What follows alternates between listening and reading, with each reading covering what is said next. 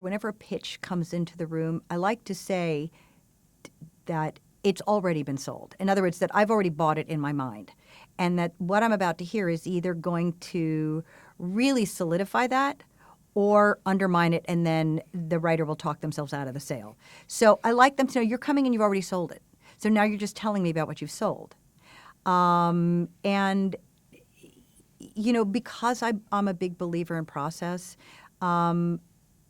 what comes in a room and what you ultimately may watch on air sometimes are dramatically different.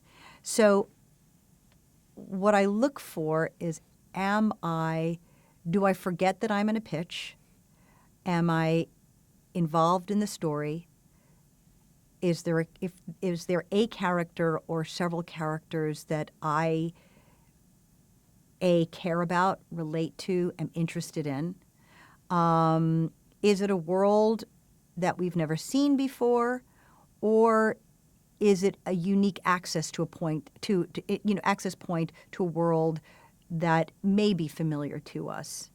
And I think when I would hear a pitch, and obviously the more responsibility I had as president and chairman, the fewer pitches I got to be in, but when I was hearing, many pitches, it's the quality of the writing and the quality of the writer. And I think that, even when you hear a pitch that might not have been perfect, but you know that the writer is capable, because it always shocks me again that writers are so isolated when they're working, and here they're expected to come in and do a whole presentation or show, and it's hard. So sometimes a writer is not a great pitcher. But if it's a writer or a producer whose work I'm familiar with or we've worked with in the past, you are more likely to forgive them if there's if the pitch isn't perfect.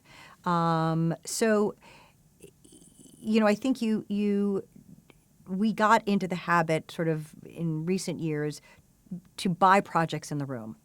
I felt like if you had enough gut feeling about a particular project, why not let the writer know at that point, we want to do this? So we instigated the process of sort of buying in the room, and if you had questions or whatever, it also gave you a competitive edge. If you're saying, look, we're buying in the room, we're to negotiate the deal, we don't want you to go anyplace else, it would help in getting that project. So I think ultimately you have to go with your gut, and just you would hear. And you would also hear a writer's passion.